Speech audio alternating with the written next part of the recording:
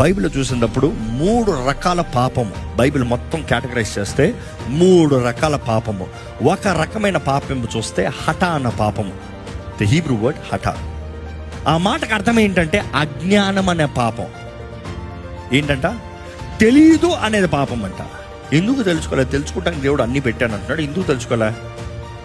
సింపుల్గా చెప్పాలంటే హఠ అన్న మాటకి నూతన నిబంధనలు కూడా చూస్తాము, ప్రతి ఒక్కరు all have fallen short of the glory of God. థియాలజికల్గా ఒక మాట అంటారు, మిస్సింగ్ ద మార్క్ అంటారు. Missing the mark. అజ్ఞానం అనే పాపం ఎలా ఉంటుందంటే రక్షించబడిన వారు కూడా అనేక సార్లు చేసే పాపం.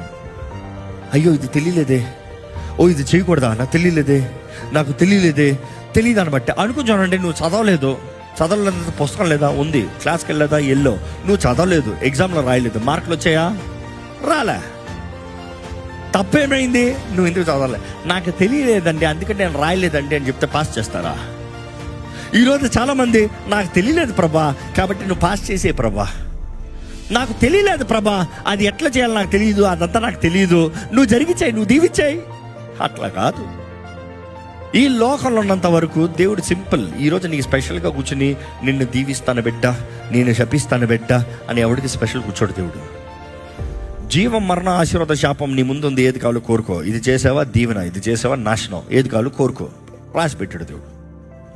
దాని ప్రకారం నువ్వు ఏం విత్తుతావో అదే కోస్తావు అనేది వాక్యం తెలియజేస్తుంది. మోసపోకటి దేవుడు విక్రింపబడు, మనుషుడు ఏదైతే విత్తుతాడో అదే కోస్తాడు.